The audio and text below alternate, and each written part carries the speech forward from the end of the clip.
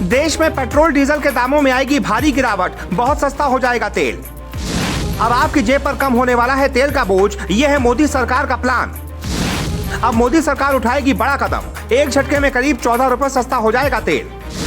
अब कैसे तय होंगी तेल की कीमत? सरकार के इस प्लान से मिलेगा नए साल का तोहफा।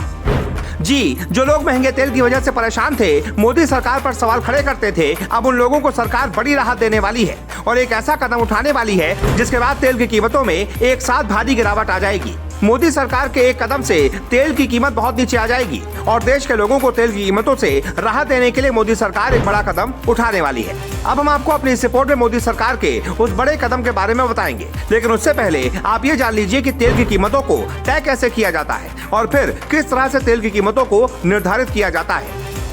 दरअसल जून 2010 तक सरकार पेट्रोल की कीमत निर्धारित करती थी और हर 15 दिन में इसे बदला जाता था। 26 जून 2010 के बाद सरकार ने पेट्रोल की कीमतों का निर्धारण ऑयल कंपनियों के ऊपर छोड़ दिया। ठीक उसी तरह से अक्टूबर 2014 तक डीजल की कीमत भी सरकार निर्धारित करती थी, लेकिन 19 अक्टूबर 2014 से सरकार ने ये काम भी ऑयल कंपनियों को सौंप दिया।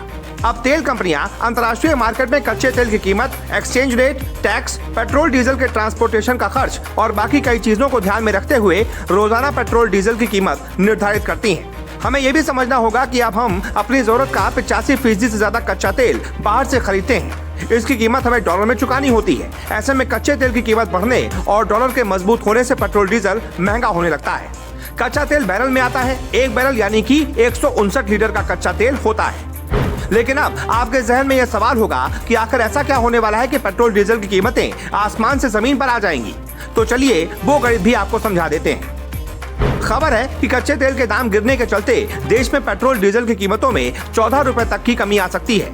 इंटरनेशनल बाजार में कच्चे तेल की कीमत जनवरी से निचले स्तर पर है। ये अब $81 से नीचे आ गया है। अमेरिकी क्रूड $74 प्रति बैरल के करीब है। खास तौर पर कच्चे तेल की कीमत में बड़ी गिरावट से भारतीय रिफाइनरी के लिए कच्चे तेल की औसत कीमत घटकर $82 प्रति बैरल पहुंच गई है। मार्च में ये $112.8 प्रति बैरल थी।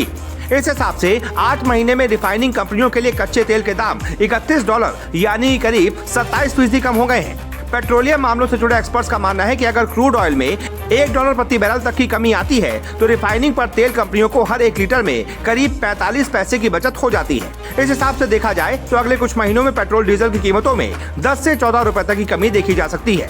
हालांकि ये कटौती एक बार में होगी या फिर 2-3 बार में, इस पर कुछ नहीं कहा जा सकता। अब हम आपको वो 3 वजह बताएंगे जिनके कारण ये दाम कम हो रहे हैं। पहला, ऑयल कंपनियों को प्रति बैरल 245 रुपए की बचत। अभी देश में पेट्रोल और डीजल की जो कीमतें हैं उसके हिसाब से क्रूड ऑयल का इंडियन बास्केट करीब $85 प्रति बैरल होना चाहिए, लेकिन ये $82 के आसपास आ गया है। इस भाव पर ऑयल मार्केटिंग कंपनियों को प्रति बैरल पर करीब 245 रुपए की बचत होगी। नंबर 2, ऑयल कंपनियों को हो रहा घाटा अब खत्म।